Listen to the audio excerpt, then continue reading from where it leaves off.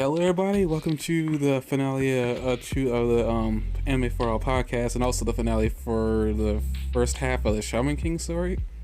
Thanks to this final episode, I was reminded that there was in fact a continuation story-wise, but the anime hasn't exactly existed yet.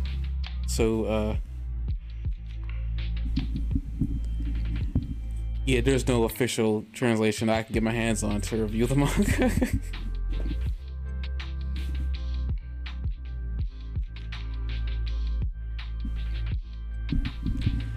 Don't believe his lies. Do not believe his lies. It's a hoax. Subterfuge. Lies. Lies. This guy is lying out of it. What?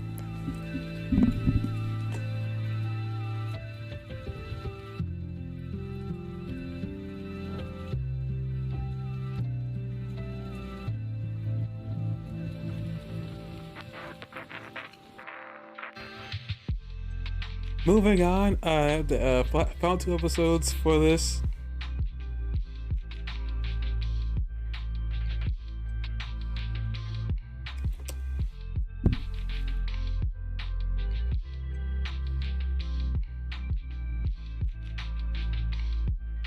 Part of me wants you to do this on your channel. A part of me. Also, a part of me doesn't want to do that to you.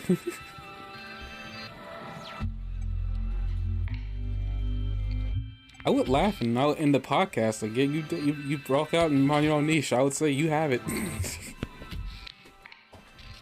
Jesus, please nobody leave who's of Japanese descent or Asian descent, please. We're not racist. At least I'm not. He's not either. Don't worry. Okay, we're gonna review the final 2 episodes of the Shaman King anime. No Google. Reviewing the final episodes 51 and 52. Episode title 51 is Let the Last Test Shaman Fight. This entire episode was essentially, well, not the entire thing, but most of it was essentially the Silva versus Yo fight. Also warning here, these last 2 episodes kind of fly by, so we're going to do our best to talk about everything we can or have in our mind. So no guarantee on episode length, but we will do our best.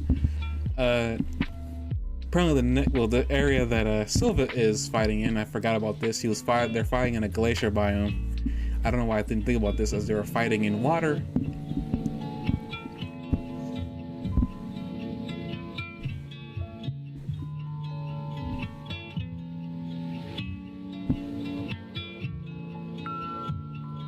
Yo falls in the water.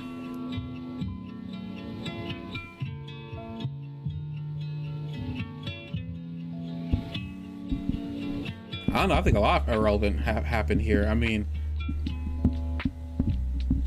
well, essentially this was the culmination of Silva and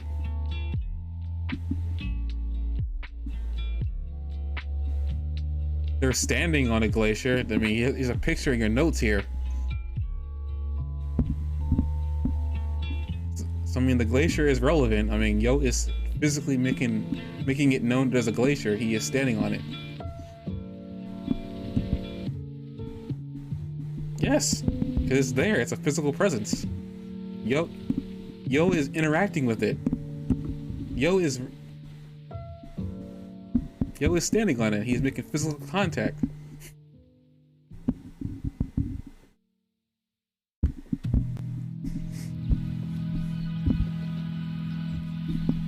He is standing and making physical contact with it. So is Silva. It's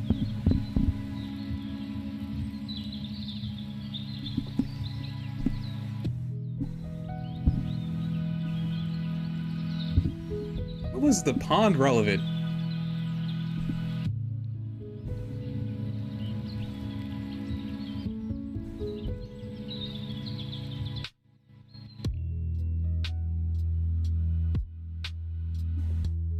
Can you just take it as an interesting backdrop and move on?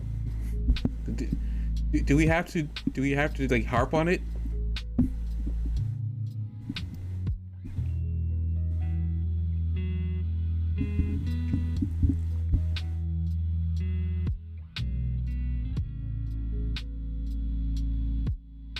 You're expecting too much from an early 90s anime.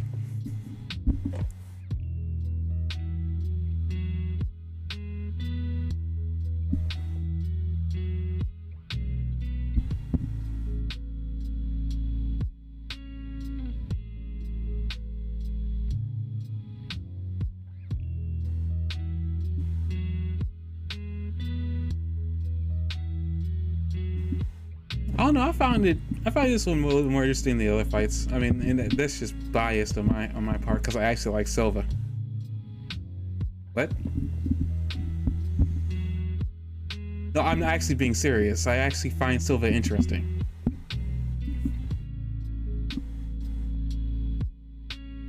I actually liked it. I mean, I don't know what. I mean, yeah, it's short for sure, but at this. No, not really. I mean, Silva held up pretty well. I mean, so like Yo had to literally be tricky to be able to stab him. Neither can Yo touch Silva. It took a last minute. Yeah, but he had to get really clear. He had to work for that win. It wasn't like a simple like Yo just flat out like destroys him.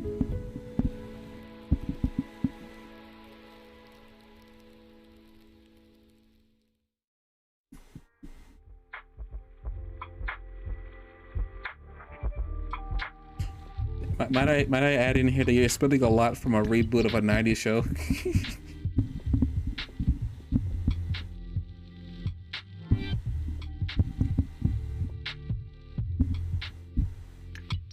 I don't know, I enjoyed it for, I mean, I will admit, no, I will sit here and admit this.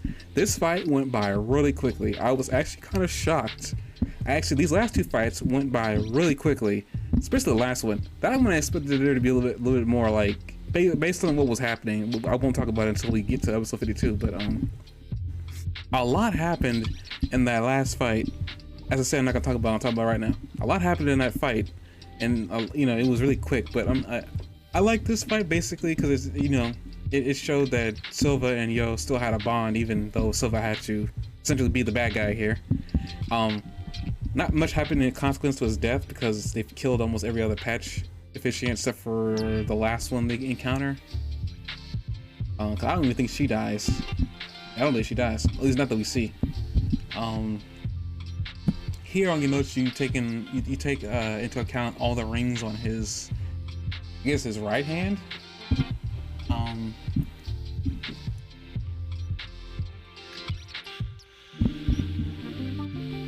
And we see this when we first see him though, because he actually yells out the totem animal that he's using.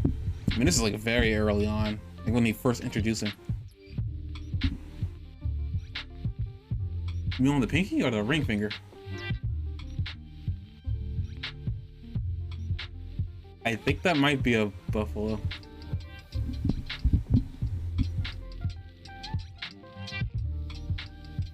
I don't know what you're talking about here. You weren't asking about buffalo. You did like.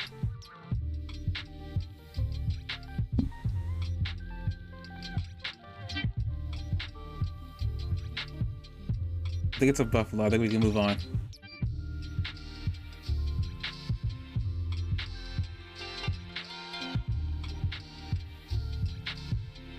That was you that asked if the ring finger was a buffalo.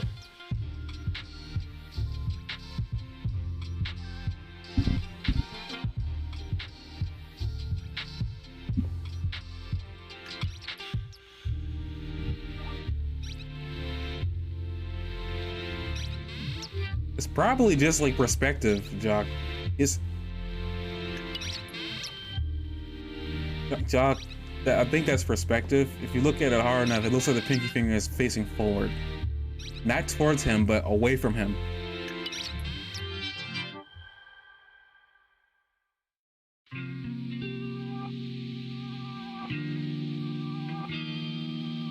That was another thing too. I like to draw, and drawing hands is difficult.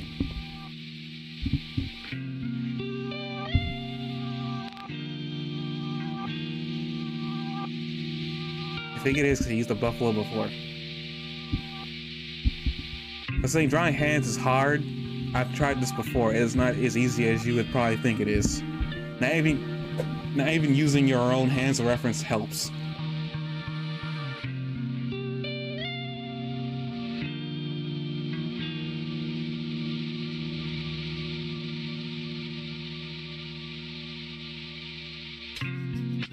Has nothing to do with drawing, by the way. I don't know what the heck that was. I'm very confused and concerned as we're moving on. Yeah, I'm aware. I'm fully aware. I'm letting you have your fun. I didn't know this. Today's a good day to die. A Native American saying that means what? Native American saying that means the speaker will die, not the opponent.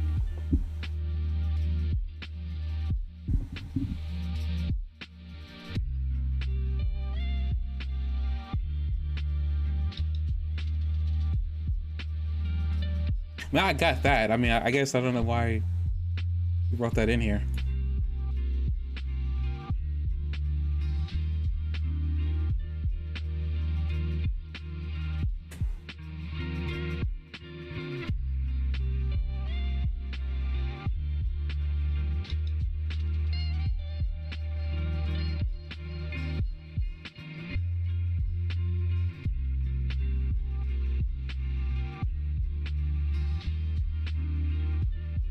Yeah, essentially, I guess this fight happens, they trade blows, they block each other's, like, really powerful hit, only for Yo to get up close to him and stab him.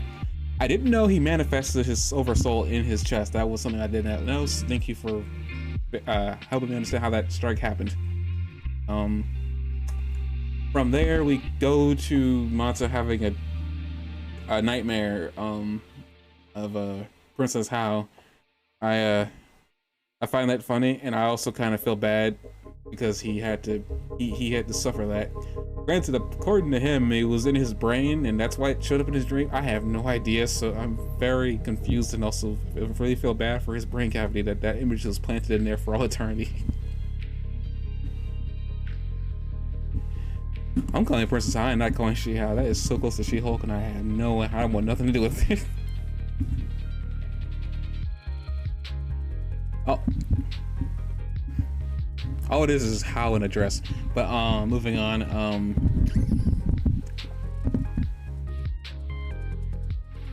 I don't even want that. See here, after he wakes up from that nightmare, I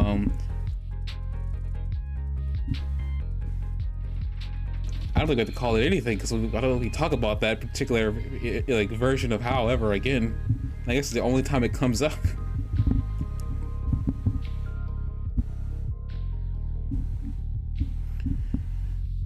Leave Manta alone. He's trying to live his life.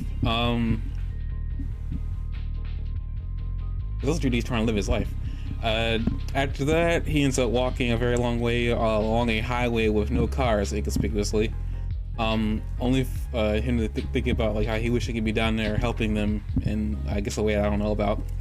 Funnily enough, though, he actually does kind of help them out later on. It's kind of funny, but after that, Anna shows up out of nowhere, and then the Sphinx guy shows up out of nowhere, and he apparently shows that he can make his Oversoul into a water terrain vehicle. At this point, I'm wondering if this was the plan. Why didn't he go down there sooner?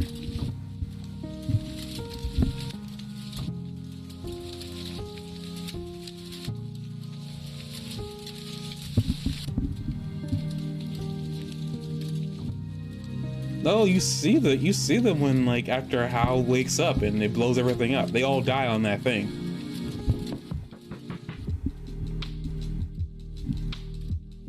They're going down there and then they die because the explosion from Hao's aura is just that massive and powerful.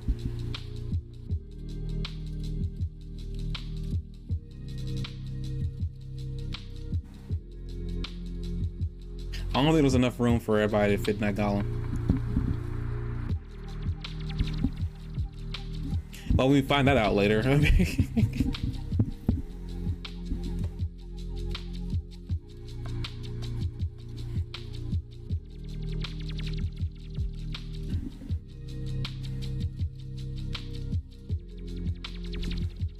think the original plan was the plan that we saw in episode 52.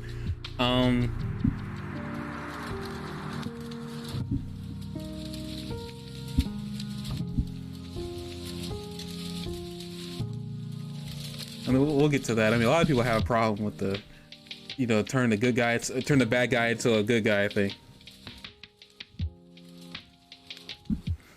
I mean, well, they didn't really need to do that either, because the souls can only be, I mean, the spirits can only be, you know, obtained when they die. We'll get to that.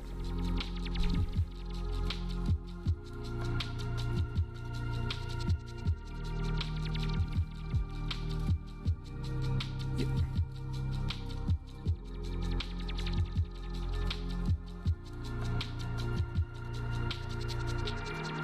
But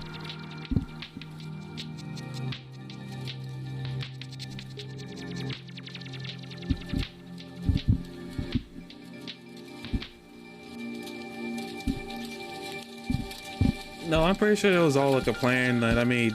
Like Ren and everybody else knew what Gil was gonna do. Who's to say that no one else did? I mean, Anna went in there too. Like I'm pretty sure she had, and tell everybody what was actually gonna happen. Because I don't even think the Ganhara people were even alive at that point either. So I mean, everybody had to be. I guess everybody had to be dead just to have like a founding love. But we'll get to that in a minute. Well, yeah, they go down there. Hal ends up waking up. And well, actually, no, correction, I'm getting ahead of myself. The Yo and the gang make it to the final area where the space room is, full of space. We introduced to the final patch officiant, Rutherford. I think if I had to say, I think she's the only female patch officiant besides the old lady. I don't think I've ever. I don't think I've ever seen another female patch member besides the old lady.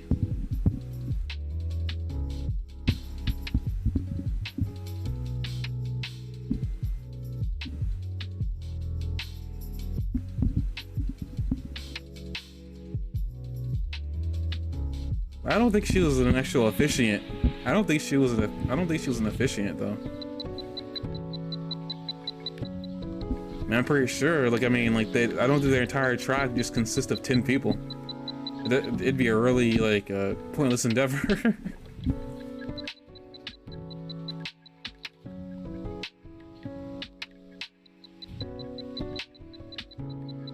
Again, they're a Native American tribe. I think there's a lot of them. I don't think that every single one of them is an officiant. I could be wrong, but...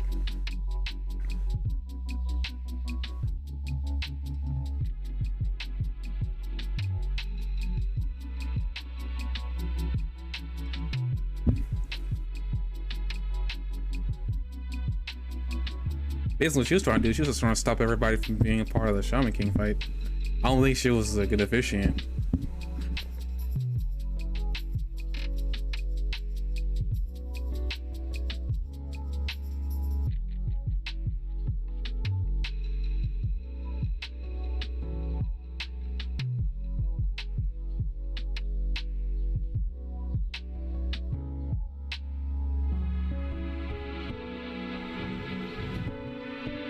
Well, I mean, yeah, she was a patch. I'm not denying that. I'm just saying I don't think she was an officiant.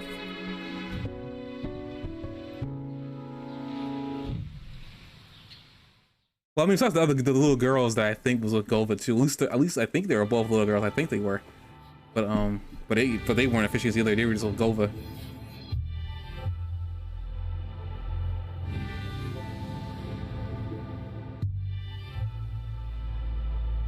That was kind of. I will say, out of all the characters in this one, I actually found Rutherford kind of cute.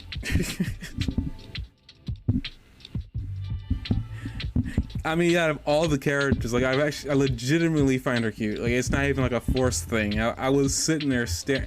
I think it's her eyes. I don't know. It's something. Like, I actually like her design.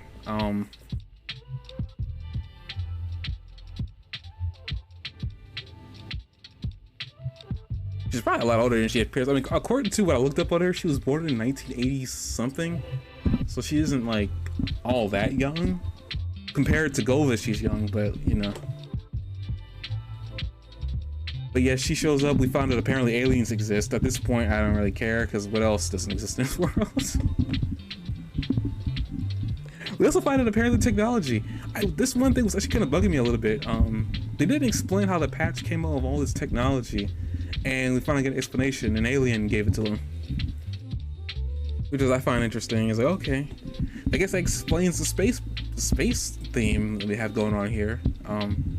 At first I thought it was just random, but That was kind of cool. I guess speaking with the whole space theme, we found out that she's her guardian spirit is the dead spirit of the alien, who, by the way, we never actually saw. We only saw her oversoul. Yay? Question mark. I was expecting to at least see it, but I don't think we saw it. We just only saw its oversoul, so that was weird. We also found out how powerful she was. She had complete control over gravity. And actually, by this point, I want to just put a PSA. From here on out, the powers get more ridiculous, so be prepared. But she has complete control of gravity, essentially like squashing everybody in the room. And as Yo is about to deal the blow that would kill her, the room shakes. The entire terrarium, what do you want to call it, just shuts down, and we see everybody shudder. And that's when how half naked comes out of the room, looking all evil, like he's like, I've done it. I've achieved my final form.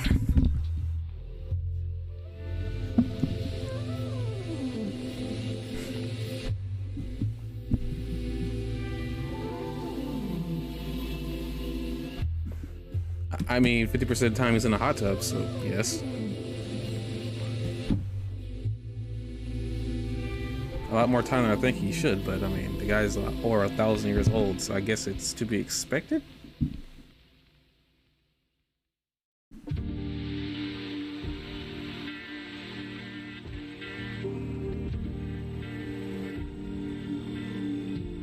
I see Yo goes down too, and then it's only when he realizes that actually I should back up a little bit.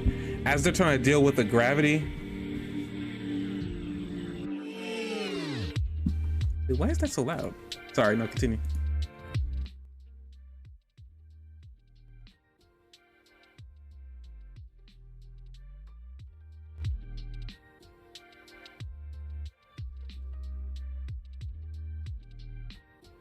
Well, actually, what I meant when I had myself. I meant to actually during the fight with Rutherford, they as they discovered that she's using a dead spirit of an alien, mana negation is how they're able to stop her from using the gravity. As that happens, all the extra stuff that we just talked about happens. How it comes out of nowhere and starts like just, which is, I mean, there's no better way to put it, or even a nice way to put it. Flat out murders everybody in the room. He tries to murder. He tries to, what?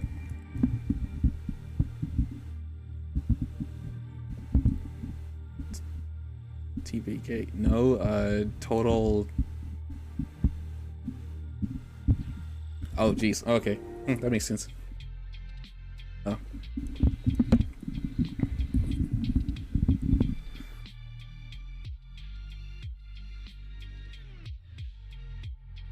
That's mean.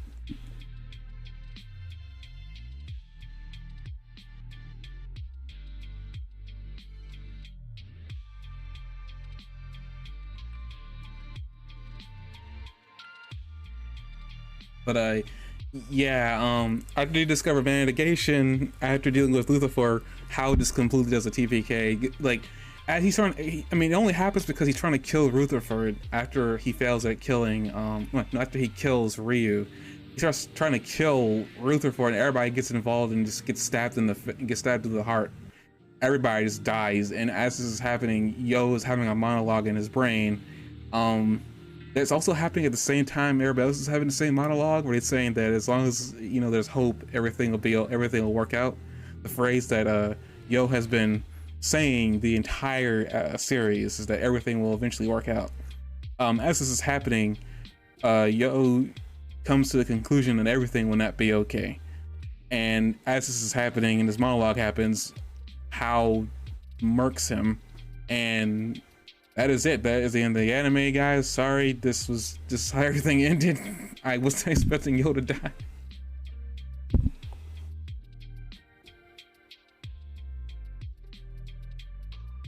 That's the joke.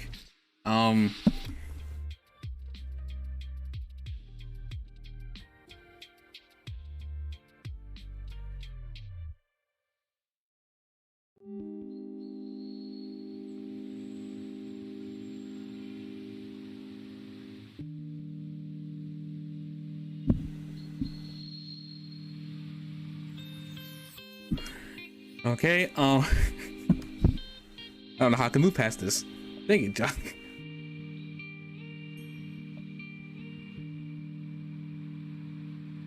I already made this, like, I already said this the last time we were together recording. Like, I mean, death has become a joke in this particular show because everybody has to die at least once. But, as they all die, we, actually, take the, I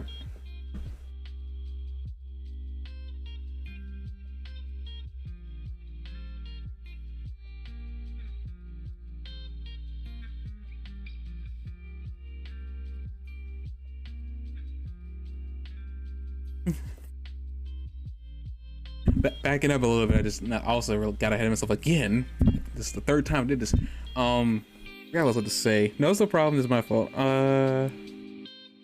Stick with dying. Shoot.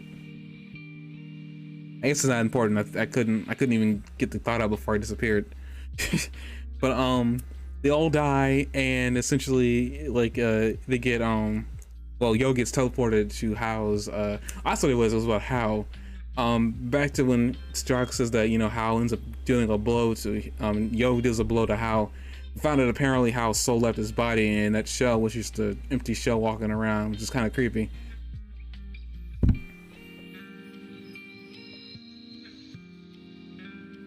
Yo chops off Hao's head, and he says, "What are you doing, Hao? Like, this isn't you. This is like an empty shell." And then he dies as well, because the head of Hao stabs in the back. As I said before, the powers get ridiculous from here on out, and like, if you're not prepared for this, I suggest you leave. But after that, everybody's dead. All the bodies are dead. Honor realizes it's too late because everybody on there, Sphinx dies in the water. Essentially, this is like the end of Dragon Ball Z, where everybody's kind of dead. Like, everybody's at least died once. I mean, they actually make reference to this in Dragon Ball Abridged. Everybody's died at least once. But pretty much Hao brings Yo's soul into his special happy place, I guess you would call it. You know, his higher living establishment. And essentially, Hao and Yo have their final chat. And we learn a little bit more about Yo in this situation where this is not really learned. We kind of knew this, that Yo didn't exactly like humans either. But I mean, I don't think it was to the extent that Hao straight up didn't like humans.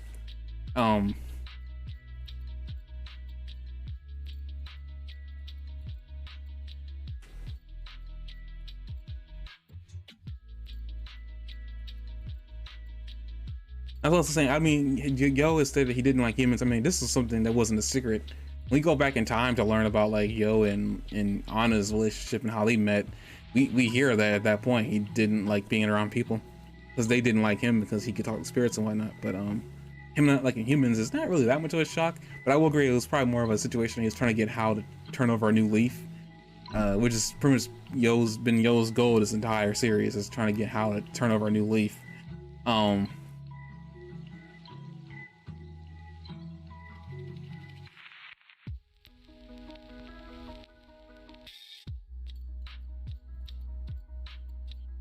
Dang it. And we have this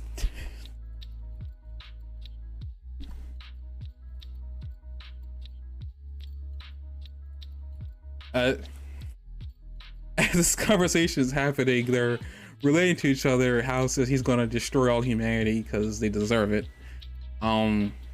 I want to also point out before we move on here, it's interesting that, you know, I said, like, you know, Yo brings up that, you know, how he doesn't really like humanity that much. Honestly, I think everybody on Earth can probably relate to not liking humanity all that much, but I mean, we don't go to the extremes of trying to do mass extinction. But I found it interesting that, like, Yo compared human greed just to cancer cells, or just like human, like, not even greed, just like human nature to like cancer cells. Like, it just, like, it's there, it eats up all the good cells, it doesn't do anything but harm others, and it just completely encapsulates the host and eventually kills it. It's a really weird way to look at it, and it's actually kind of really dark way to look at it too.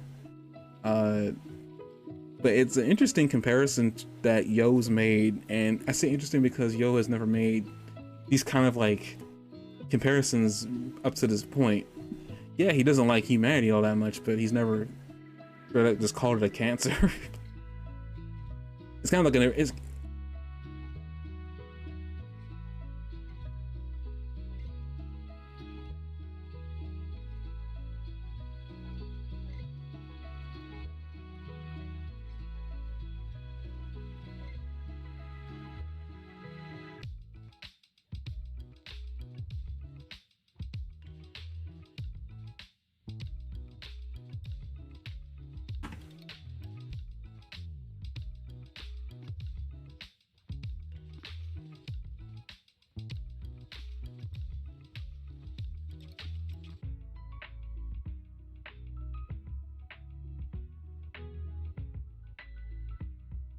like I might have seen that sketch, but yeah, I think I might have. I watch comedians every now and then.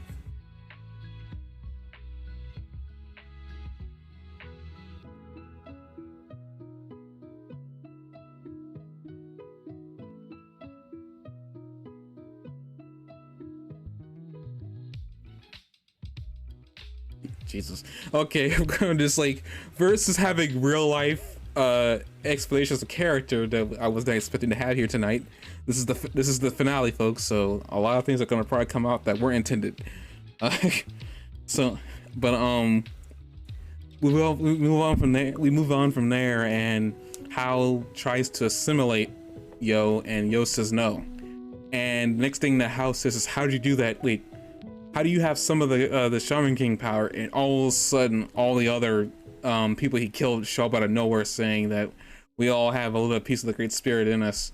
They all managed to get a hold of I don't know how they did it, but they all managed to get a hold of their spirit, the respective spirit. Raining got lightning, Horo Horo got water, Chocolove got wind, and Lysor got the spirit of fire. And essentially they give Yo the spirit of earth. And essentially they all, like, as this is all happening, they all let loose a really powerful technique on Hal, and as expected does absolutely nothing because he's in the Great Spirit. So but it's interesting that they all say this, that, you know, and then it's like and then they give Yo the spirit of earth. He's like, well, I can't, you can't expect me just to take this and go and try to kill Hal. And they all come out with it. They knew that Yo wasn't trying to do that, and they specifically, well, Vern says that, we know you've been trying to, I guess, teach Hal a lesson. And essentially what I take from this is like they were trying to beat a lesson into Hal, and I find that funny. This is not the way I was expecting the final fight to go down, if you can even call it that.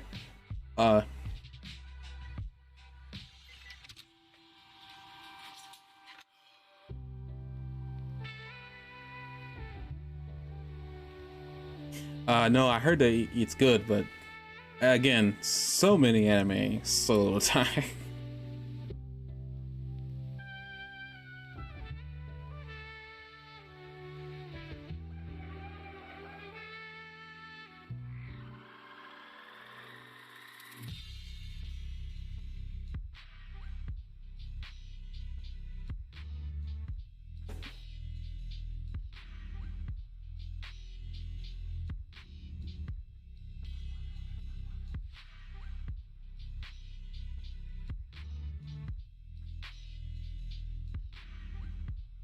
This would be a Shaman King review about a complaint about the Legos.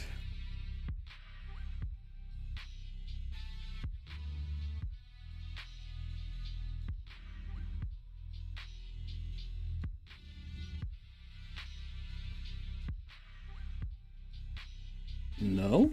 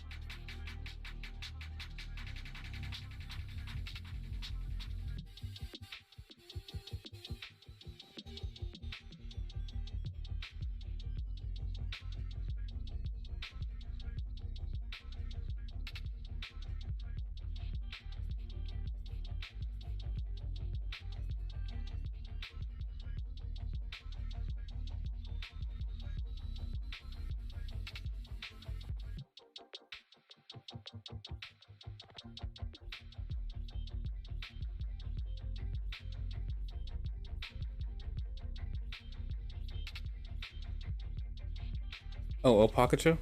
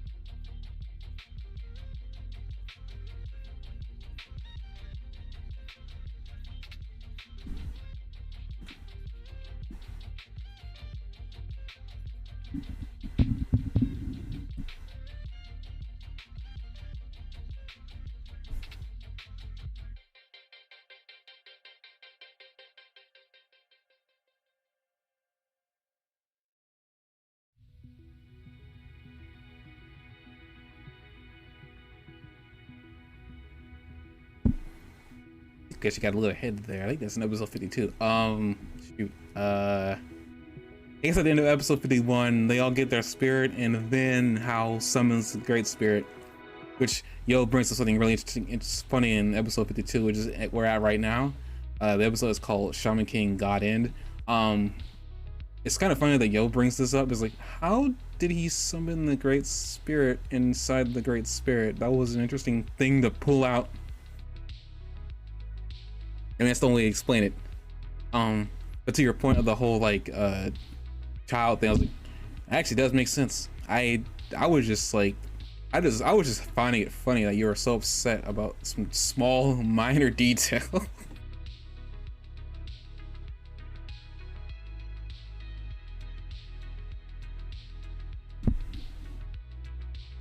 You see, that's why you gotta enjoy dumb anime stuff, because eventually it will come back around. I'm sorry. I just find it funny that apparently I didn't even see it, but I wasn't the complete opposite spectrum of what Jock was. I was enjoying it because I didn't notice it. I actually legitimately didn't notice it. I only ever took notice of it when he brought it up. So whenever he did bring it up, I was just laughing because it's like he apparently found it very annoying, but I was just laughing because he found this annoying. It's like, but I guess that makes sense actually, based on what happened at the end of this episode and end of this show. But I guess to culminate what we just talked about, they all hit Hal with everything they have, only for Hal to throw everything back at them in the form of the stages of the sun exploding. It was very intriguing that Hal knew all this, and essentially his power was that of the sun. Well, I guess it can't be of the sun. Well, I don't know actually. I mean, they were fighting in like a space vacuum, but I didn't think that was actually space they were fighting in. But I also found it interesting too that Hal equated them fighting him as like the Earth picking a fight with the sun. The Earth would lose because of how unbelievably powerful the sun is. We couldn't even get near it. But like how attacks them all with like this different stages of the sun, it ending with a black hole. And speaking of Pagacho, pretty much as this fight's happening and they all don't give up because this is a fight of their will at this point. This isn't even a real fight. All of a sudden there's a train in the distance, a space train if you will, and Manta is on it. Manta's soul actually. And all of a sudden, all the people that died just show up. We have Anna showing up. Yo is still apparently afraid of her, even though he's dead. Anna shows up. People, the secure house shows up. We see Yo's mother for a split second. We see Yo's father for a split second. Like, it's just a really weird reminder that everybody died on that pyramid. As this is still happening, Hal gets really upset. Like a little kid who's upset that somebody is in his room when he doesn't want them there to be. He gets very like, why are you doing here? This is my imagination. and they're all saying that they're not going to leave, and then all the people he betrayed all come out of the woodwork, and now they're in his imagination.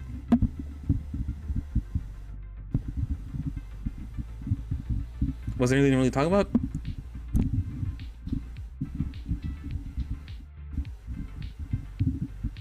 I mean, go ahead, I haven't said anything.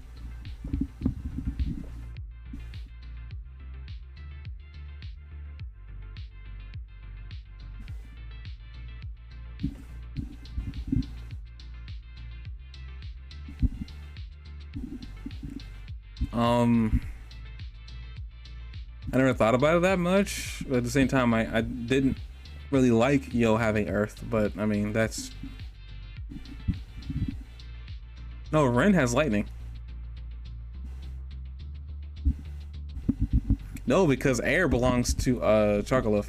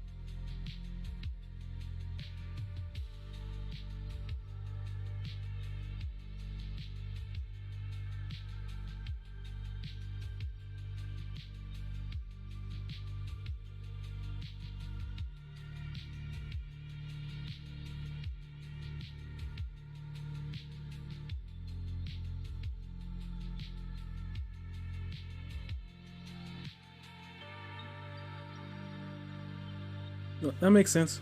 I mean, I didn't. I was trying to figure out why Earth he got Earth, but I mean that makes sense.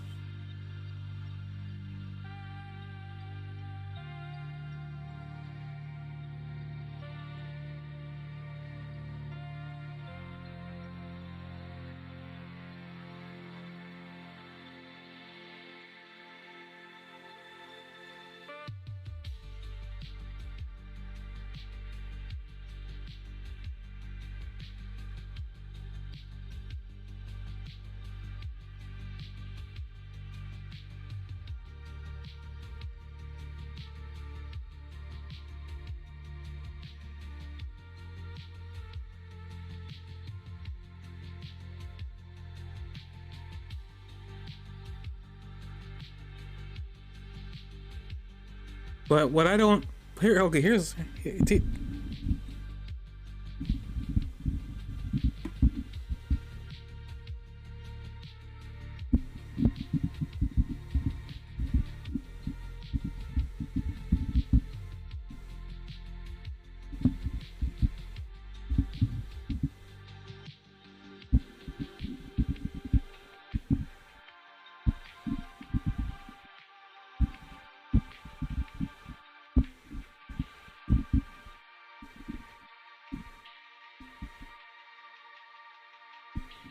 But wouldn't eventually because these planets change their distance to the sun as they're rotating it, right? Rotating around the sun, right? It doesn't get too close, but okay, once the sun does die and does become a black hole, there is nothing to stop the Earth when it gets to a certain point in its rotation to get sucked into it.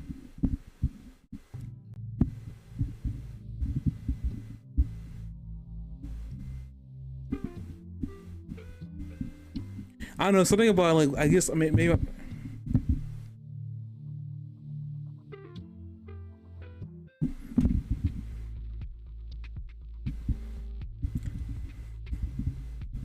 But from what I understand, you can't escape the pull of a black hole once you enter a certain proximity of it.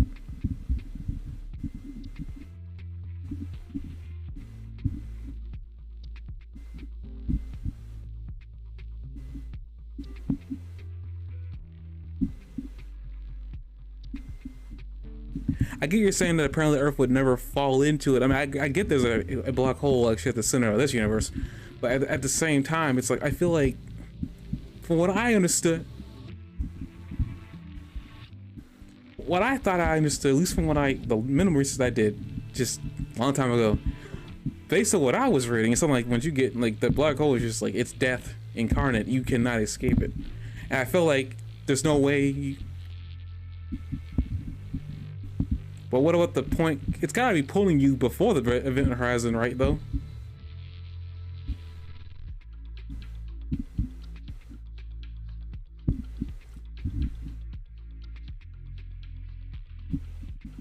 I don't know, I'm just having a hard time believing that you can orbit around a black hole.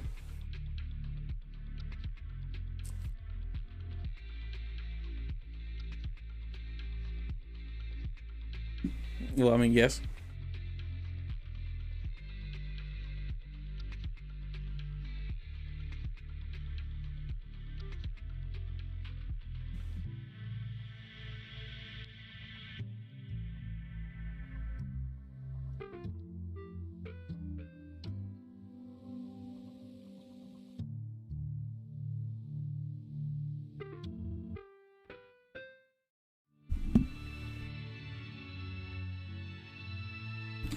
Let me just look up.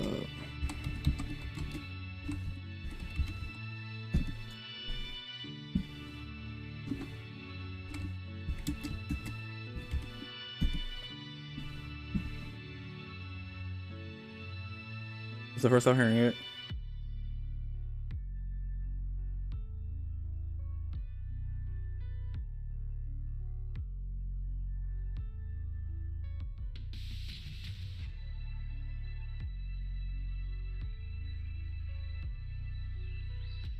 I know a part of me believes that when they did lose all the energy, granted, according to this I'm looking at right now, apparently the sun would never become a black hole because it doesn't have enough mass to do so.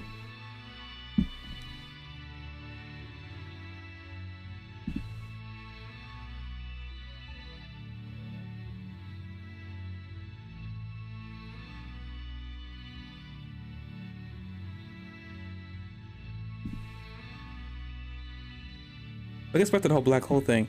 I don't know. I just felt like regardless of the sun not becoming a black hole and not actually being that realistic, I'm letting that pass because this is a show, a fiction show where at this point the show is literally going into getting close. It's not there, but it's getting close to the line of science fiction. It isn't there yet, and fun enough, it doesn't cross that line, which is kind of funny.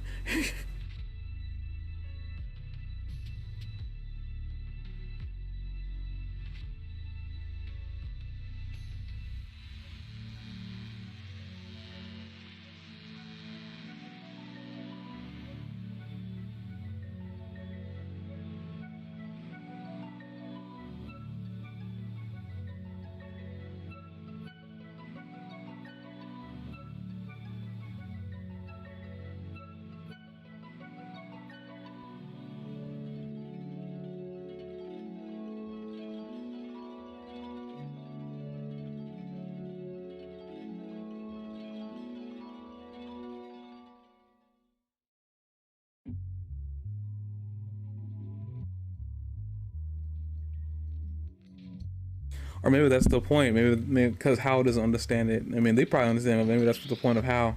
You do keep mentioning that Hao was a kid.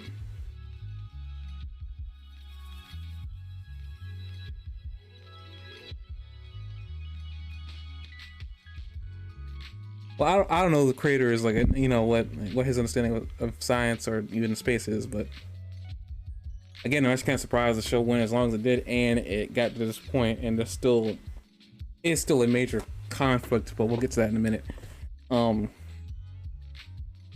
But I guess for all the space talk, I still feel like, well, I mean, I guess it doesn't matter what I feel like. I mean, space will do what it wants to do, but let's see. After all that, they come. I guess basically it's interesting how much of a family reunion pops up, and like we slowly start inching towards, I guess, what was hinted. I already brought up monsters showing up in the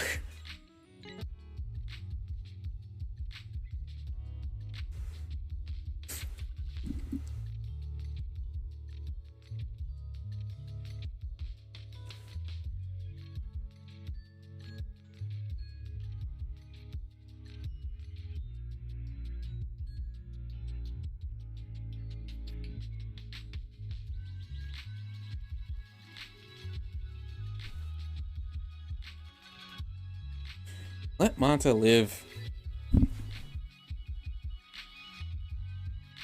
You're not letting him live though.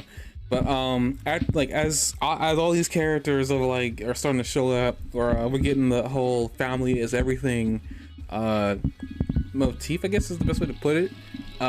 Again, but this is also,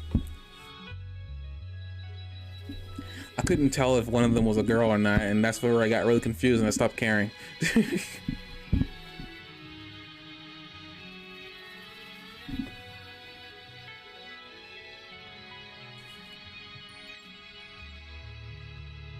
All of a sudden the X-Laws show up, and every single one of them, even Lucas and his girlfriend, apparently they got together in the afterlife.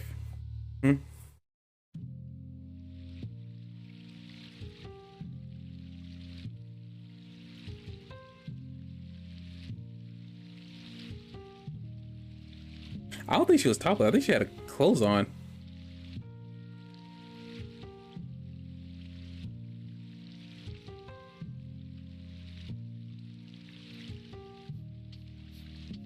Now, I know what you're talking about. I know Jean is I didn't know she was fired out of a gun. I guess I should have realized, but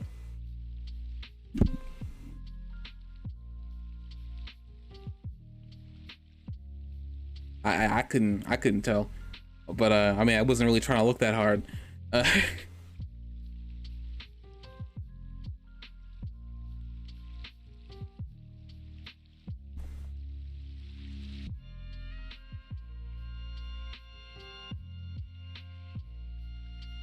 No, I think I try to move on.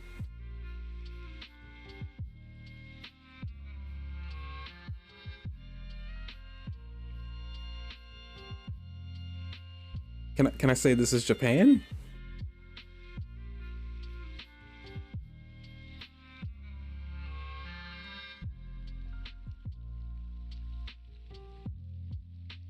Again, that was not a part of the script. We don't, in fact, have a script. He just brought up tentacle porn on his own free will. I think our rating just got shot up to R. I apologize.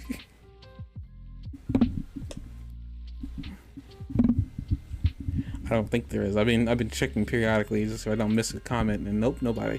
But after all that, Apocalypse flings her body into the black hole because she believes that Hao was a good person. More on that later. What? Gets rid of the black hole.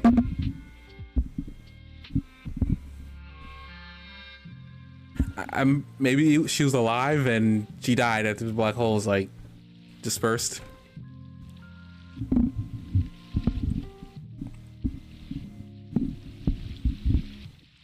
Oh, that's right. Okay, I just realized what actually happened there.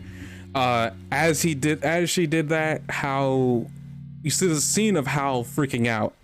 I think seeing his friend die broke his will a little bit, and everything completely ended. Because after that happens, everything in that world just goes back to normal. Well, normal, quote unquote. The shock of seeing her die, or die, quote unquote, is what stopped everything. Essentially, she threw herself in the black hole, and his imagination couldn't handle it, and he just broke down. As we see this rest of this fight, he ends up, well, not fight, this entire conversation, he ends up breaking down. Pretty much we find out, well, not find out, we knew this for a while, that this all had something to do with his mother. He blames the humans during his time for killing his mother, which is what I got from that. It wasn't exactly stated 100%, but what's this line on here, Otsu character?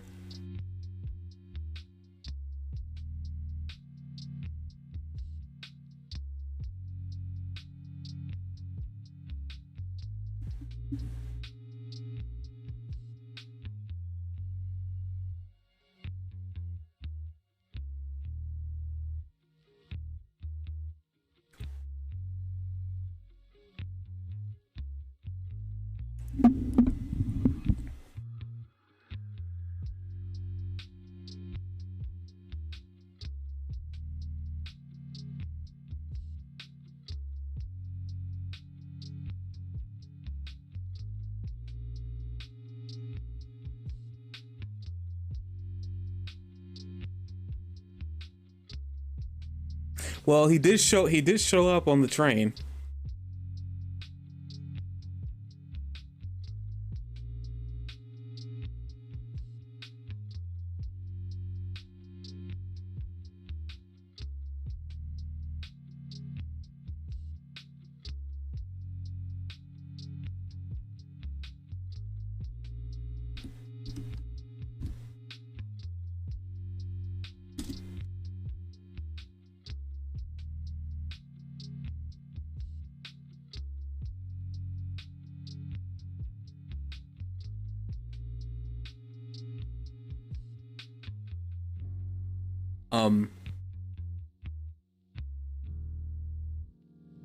Um, um, the Otsu incident was unsuccessful assassination attempt on Nicholas Alexandrovich Tsarovich of Russia, later Emperor Nicholas, whatever, during his visit to Japan as a part of his Eastern journey. Now, I looked up Otsu, and one of the autocompletes was an Otsu incident. I'm guessing this happened during his trip there. But maybe, I'm trying to look at images of this guy, but, Emperor Meiji publicly expressed sorrow. Japan's lack of hospitality toward his state guests, which led to an outpouring of public support. Not much. So I mean, I think what you probably got not much of a stretch.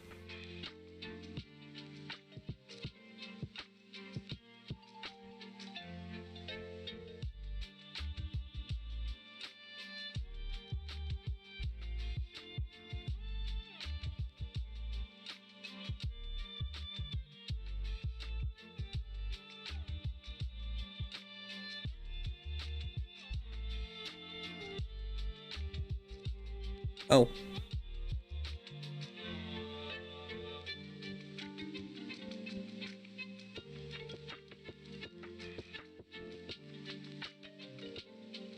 It's interesting. Apparently this incident is like not even really that well known. It's hidden.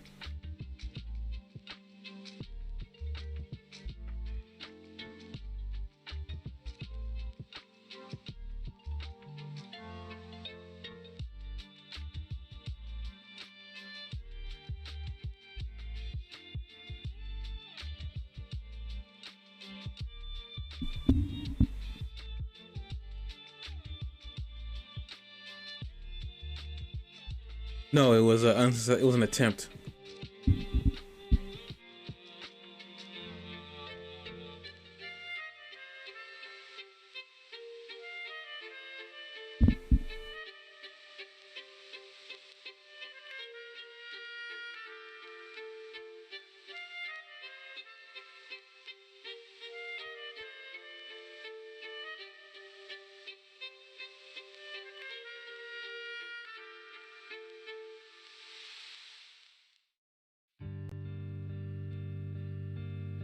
Mm-hmm.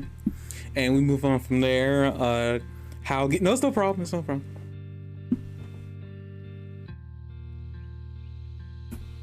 It's no problem. We can like sum up a lot of this mother stuff with like Hao finds out that apparently his mother has been with him this entire time. As this revelation happens, we also find out that Hao can't read minds anymore. I'm guessing I couldn't tell at what time he stopped being able to read minds. I thought he initially said that he lost his ability to read minds 1,000 years ago, but I'm guessing I misunderstood that, and I guess it meant that after he became Shaman King, he lost the ability to read minds. What he did was an act of purification, and apparently he was not aware of that. Which I guess makes sense. You die and you lose your physical form. I guess it also makes sense why his body, his shell was like as violent as it was. Up to that point, Hao had not been that violent. He'd been killing people for sure, but like he wasn't as like out for blood as apparently that shell of his was. So like he had purified. We found out apparently from Anna because she could tell he couldn't read minds. Because Anna shows up and explains all this, gives him a monologue, and even kind of makes fun of him, saying that I thought you'd be the last person to need an explanation. I thought that was kind of cute that she was able to get back at him for that. I guess all that stuff he did to her. And as we find out that apparently his mother's been with his entire time, almost everybody from like the main characters group, this family shows up, from the Yo's mother to Ren's parents to Choco Love's parents and the group that he hung out with after they died. Lyserk's parents show up. Also, apparently also his mother is really short.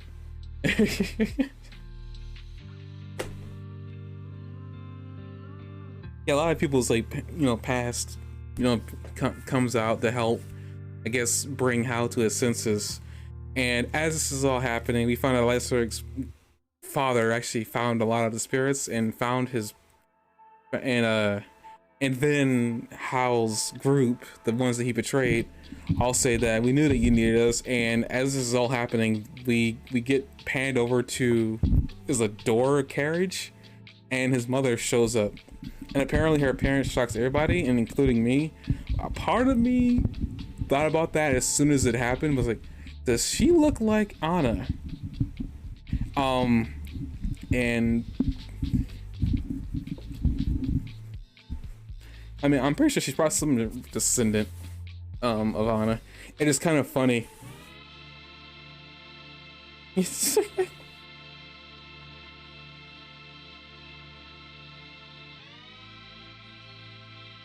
I mean, I don't think maybe thinking about his relationship with his mother and essentially how she treated him and how much she loved him and whatnot, and his relationship with Anna, I don't know if it was much of him being in love with Anna. I think maybe he saw his mother in Anna, and based on the way she was acting, they're very similar, kind of weirdly so. Maybe, and when I saw the slap, I was like, that's why she was able to slap him. He wasn't, no, not like that. But his mother ends up scolding him, and that's the final attack of the entire series. Is his mother scolding him for all the things that he was doing. At this point, it gets even more silly because essentially, she does what all mothers do to their sons: is embarrass him by apologizing for him. Everybody just loses their composure and starts laughing. I just thought it was funny. It was like, this is so funny. We're having Hal get embarrassed in the final episode of the series. Something that has never been able to be done to him is make him embarrassed.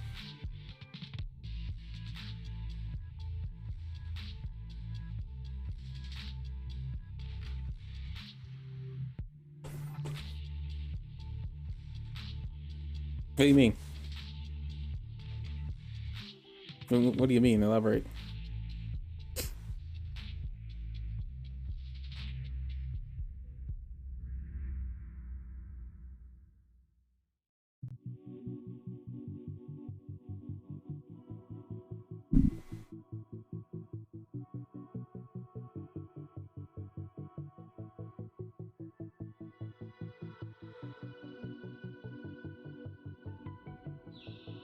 Dang it, Jock.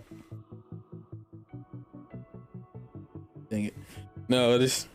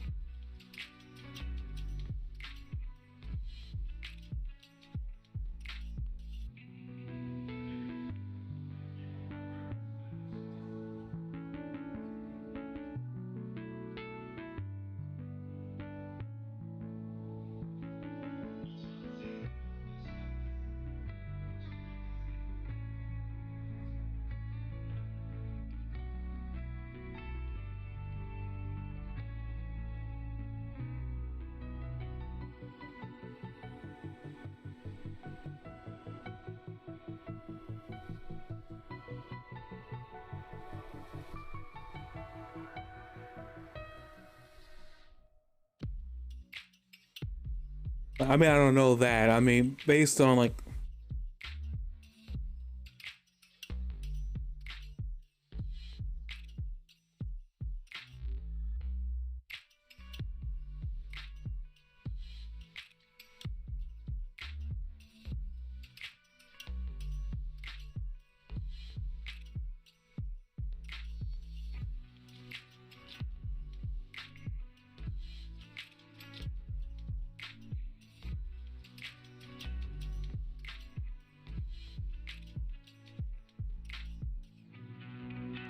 No, I get that, but I guess I would say is like how is still going to destroy all humanity. Granted, he's given them a timetable for. Did he give him like a time limit, or he just say you better? I mean, the sequel's already been in existence. I mean, there's like several like. I mean, just to say, there's actually several spin-offs from this one series that's been happening over the years.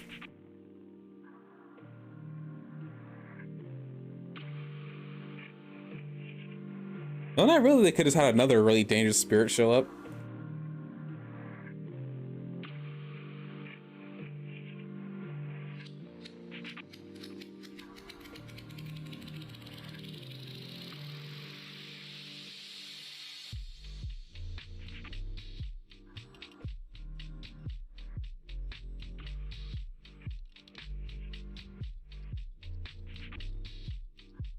I don't know. I mean, according to how he still hates humanity for killing his mother. So it's like, if the way, I don't think that really matters to him. He said he was gonna do it.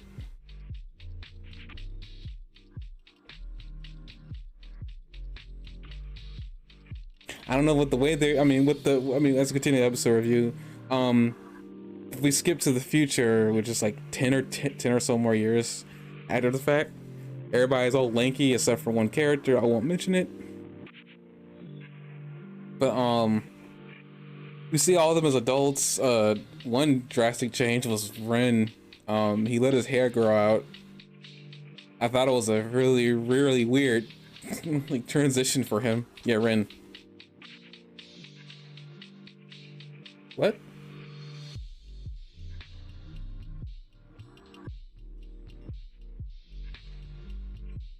And was even weirder as his shoes, but I mean, I guess that's just a part of the Tao family, the whole Tao family thing. I guess we're also gonna bring up the first thing we see actually is Asuka Hana, the son of Yo and Anna. And apparently, it's funny that he's just like a reverse of Yo. He's high tempered, anxious, doesn't really care about anything, and he ain't laid back. He's like he took Anna's personality and shoved it into Yo's body is what actually happened there. It was very interesting. We see Ryu, who's more disheveled. Apparently they're all waiting. Like apparently Hana was waiting for his parents to come back. He ends up meeting Horo Chocolove, who apparently was in jail at some point and got out. And it's apparently fatter. I don't know how I feel about that. And he's bald. A lot of things went wrong with him. He probably went bald, considering how high his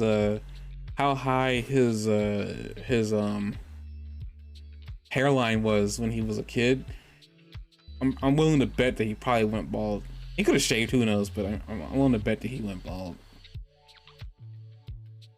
I say that, man, because of guys of his build that he has now typically are bald. Typically they are. They're not, you know, I don't know how I feel. I mean, he might have shaved. I had no idea. He doesn't say. They don't even bring it up that he's got a shaved head.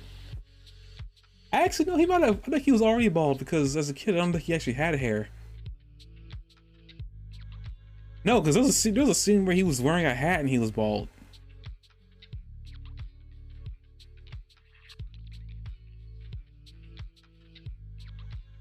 I mean, either or, he doesn't have hair now as an adult.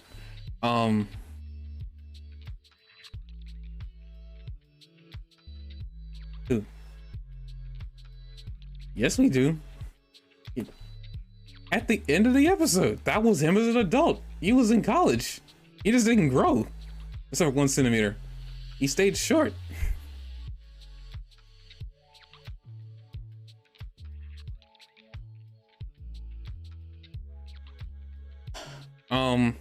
You get to see all of them apparently living their lives. Apparently they haven't successfully saved the world from the corruption that Hao was gonna kill all of them from. Oh, I guess another thing too. Not only does Yo and Anna have a kid, we find out that Rin has a kid, and the woman he bedded was apparently the maiden. No, I'm just saying it was just kind of funny. I mean, not Hao, but Rin. No, it was Rin. Yo brings up to Rin that like there's somebody you like, right? And Rin just turns red. I had assumed that it was her. I wasn't sure how I knew.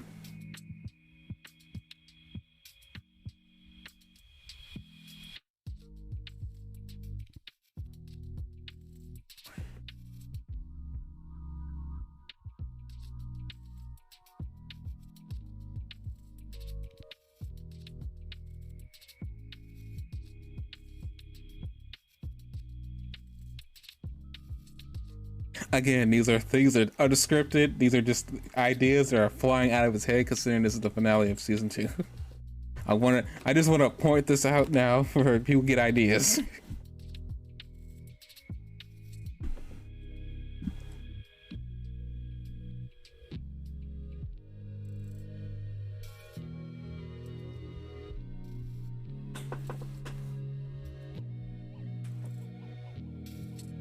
You could respect her and then give her a coat.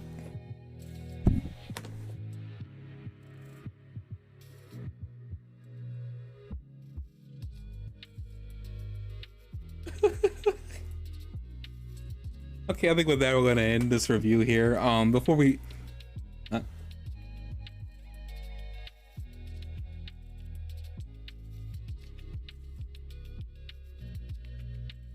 I mean, Jock, those aren't Legos. Those are things you see in real life.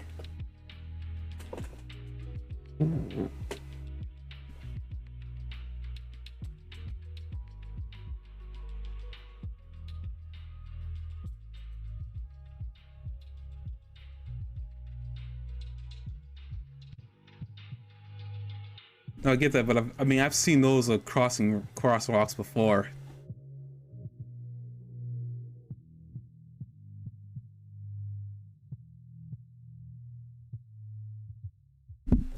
You really just didn't call and go to him.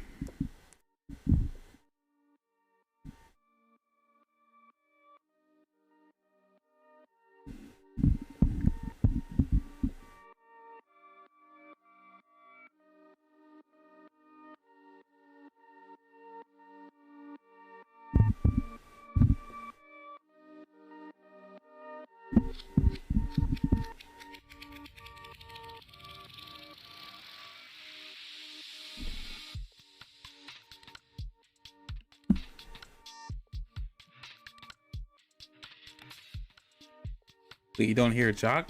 Wait, what?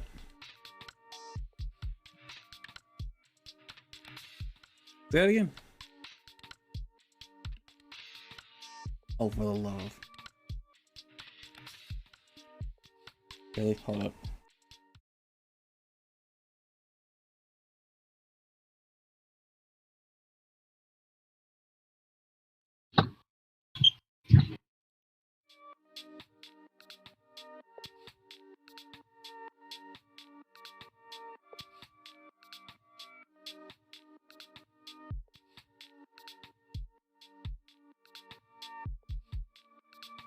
Say something real quick.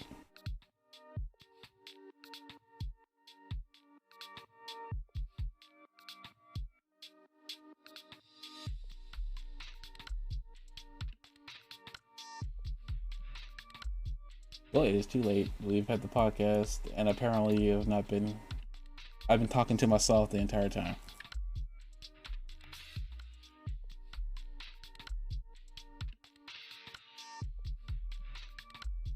Yep.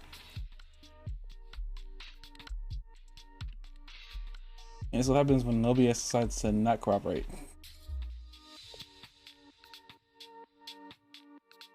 That's fine. I mean, I'll still go release this. It'll just be one of those, like, I'll just name it, I have lost my sense. Lost my senses.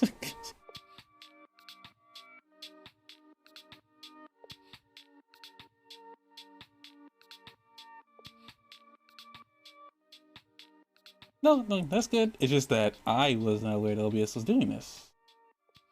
Which is weird, because I thought I saw this last week. Actually, I'm certain I saw this last week.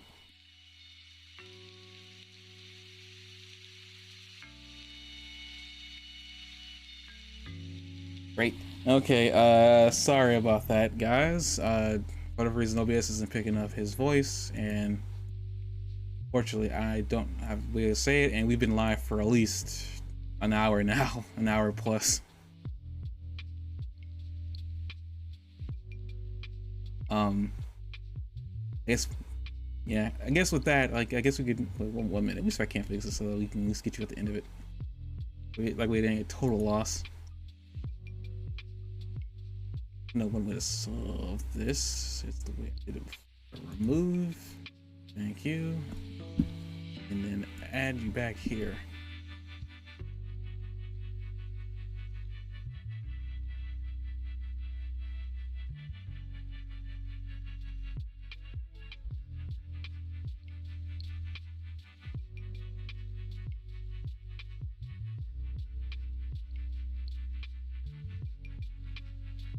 Okay, try it again. Can you hear me now? Okay, now they can hear you. All right.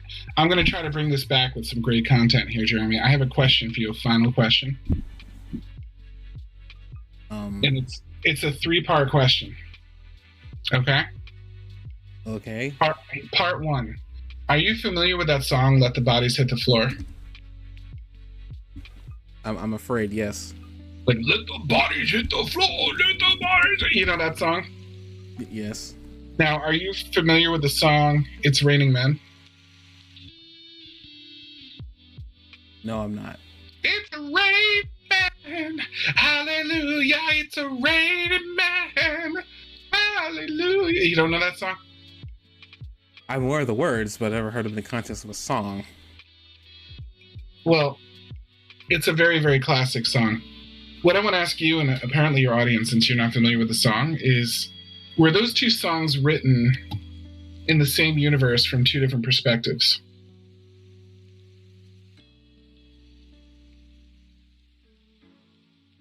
I don't think they're similar in the slightest. It's raining men and let the bodies hit the floor.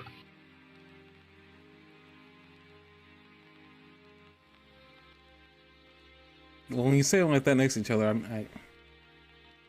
they were made by two different people, though, in two different groups. I mean, Two different perspectives in the same universe, like kind of like the MCU, how every character brings a completely different tone to the universe. I think these were like kind of like the MCU of music. I don't know. I think that's a stretch. Yeah. Personally for me, but I mean, you know, what I wanted to do before we actually Well, wait. A tin whistle's made of tin, right? I guess. So what's a foghorn made out of? Chicken? It probably tastes like chicken. Everything tastes like chicken. I guess a fog? I don't know. Where are you going with this? I wanted to put some content in here, but we've gone through all notes. No, I know, but what I wanted to do before we like ended here was I wanted to, I guess, get your overall perspective on the anime since we finally finished it, as long as it took us.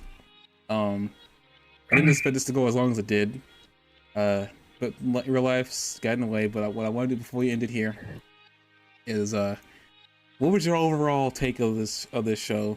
Now you've gone through it from episode 1 to episode 52. How do you like it? Where you rate it?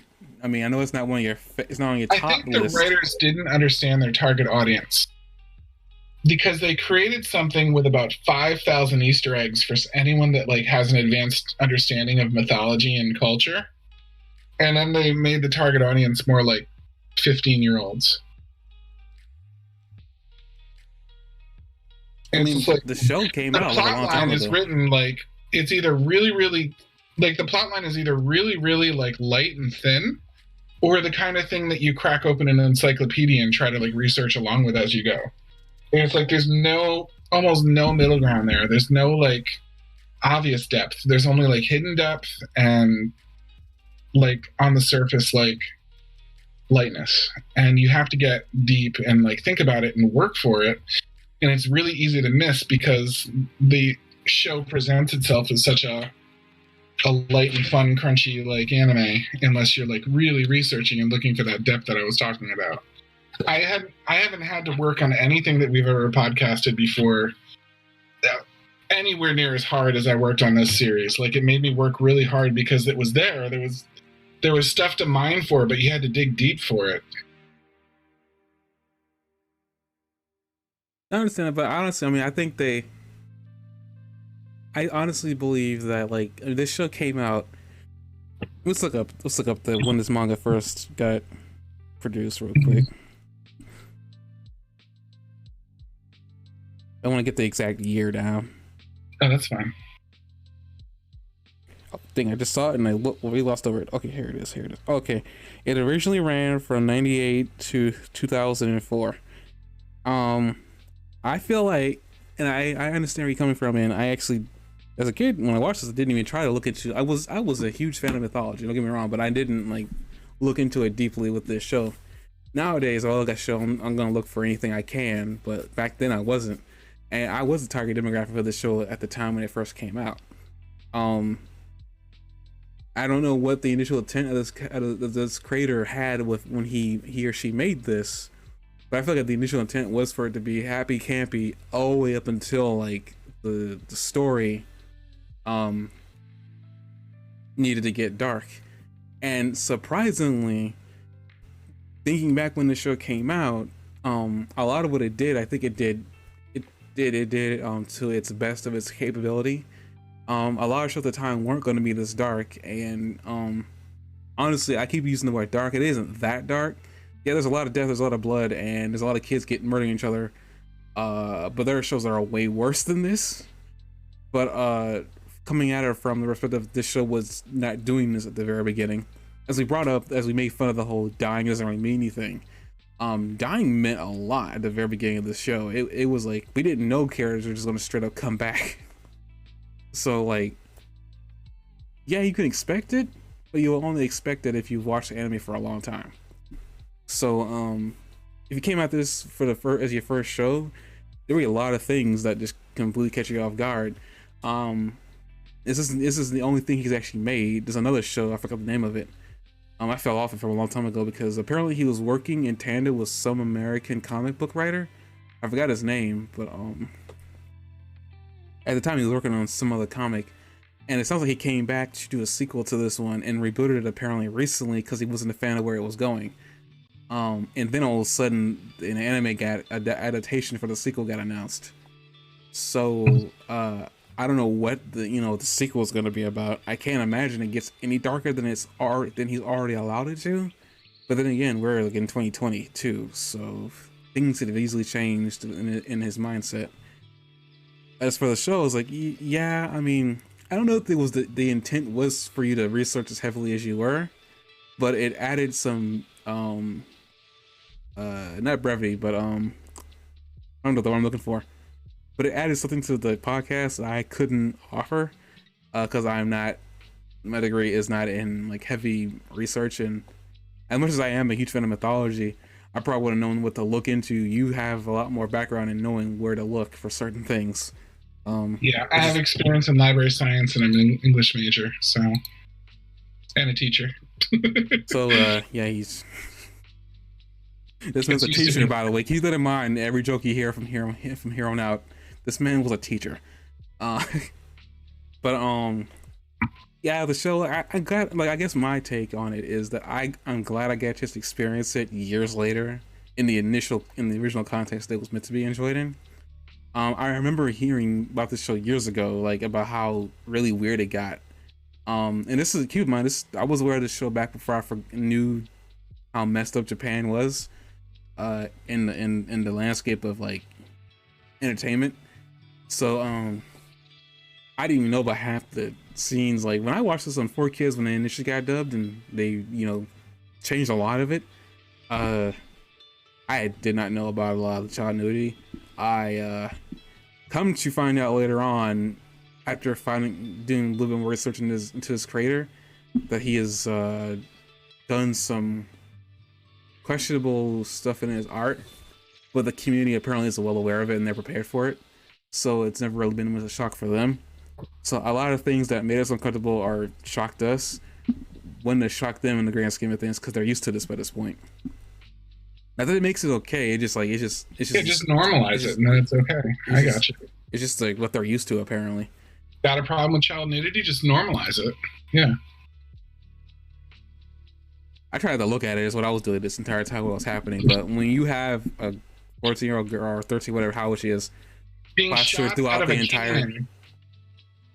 You know what? When someone shoots a naked person out of a cannon, and it's the only thing on the screen, I tend to notice it. But I guess was that a sad sigh, or are you trying to like contain yourself sigh? I don't know. I just I didn't have a response to it, so I just let it be. I couldn't do anything. I couldn't do anything about it. It was shot out of a cannon. Okay, I guess with that, I said this 2 weeks ago before we did this, but this is season 2 of the podcast. It's done with. What do you think overall? Were you satisfied with this as the version that you saw when you were a kid? I personally enjoyed this more, but it's probably because I'm coming at it from the perspective of, as a fan of an anime. At the same time, I'd rather see the initial vision, regardless of how messed up the initial vision was. I don't enjoy when a person's creative vision gets messed with, and I speak on that from the perspective of somebody who does like to draw and likes to come up with their own ideas for comics and stuff like that, which I do in my own free time.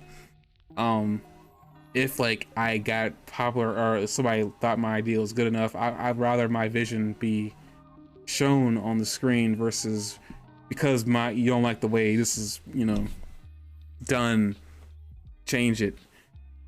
Granted, Now I've actually seen it, I actually completely understand why some of the changes were done, or some of the content cut, as it would be, because at the time this show would have been running, there's no way they could have got away with it. There's just no way they could have gotten away with it. Now today, you could get away with almost anything to an extent, as long as you do it correctly. Yeah. So I foresee this show having a lot of like censorship. Well, censorship when it was airing. I honestly can foresee that happening, considering the amount of nudity there was. So yeah, I enjoyed the vision he had. I will say, that last fight was faster than I thought it was gonna be. But then again, as you said, fighting kind of became a less important thing as the show went on. It was just about building relationships with other people. And in a really weird way, this show did a fine job at like showing adolescence into adulthood in a very, really weird way. Yeah. It was an interesting transition from being a kid to being an adult. This show went through. As for what the sequel's all about, I have no idea. I was aware of Hana Asakura, but I was not aware of the child of Ren. I thought I heard rumors that Ren had a kid, and I didn't know who it was. But based on the show and how it was portrayed, it was almost obvious that it had to be Jean. So yeah, there's that. So I guess with that, we'll be ending this season 2 here, and pick up season 3, I guess, when something shows up or when we feel like it. At the very latest, My Hero Academia, I think, is coming out in October. So if anything, we'll definitely be back for episode 1 of season 6. I think we're at season 6. Jeez, I think that show's been going on for a while now. Yeah, well, I mean, partially because it hasn't been going on. It's been going on for a while, partially because it hasn't been going on at all. I guess I mean the manga material is still going on too. So I mean, yeah. And I've been very good about avoiding the manga this time around. But I guess we'll see you guys then, if not sooner. Thank you guys for watching, and or listening, the people who listen to this, and we'll see you next time we come back live. See ya.